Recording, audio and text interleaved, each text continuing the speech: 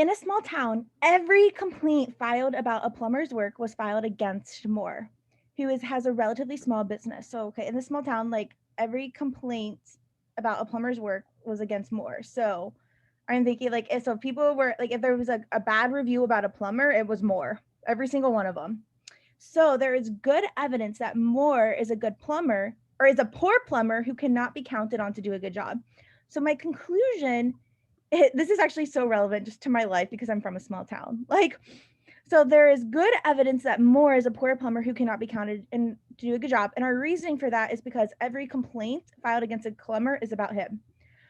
And my reasoning here is like, what if he is literally the only plumber in town? Mm-hmm. Right? Was that your prediction? That was more so like more. I think it was one of the things I said. So what if I'm like, what if he's the only plumber in town? Like, And there's no choice. There's no choice. Like, yeah, and then like if he's the only plumber in town, then wouldn't every like raving review of a plumber also be about Moore? Yeah. There's only one. Yeah. This, yeah, like I can just relate to this on so many levels. So the argument fails to consider, to me, I'm thinking like he fails to consider that he's the only one. So A says the interest of Moore's customers who have not filed complaints. I don't hate that one because I'm thinking like, what if they're like, what if there's a lot of people that also gave good reviews? Yeah. That was my initial like way of thinking about it. But I also don't, wrong? what is the number of who have not filed complaints? Like in the interest of, like, I guess we don't care about their interest either. So I don't love A, but I'm gonna leave it open for a second.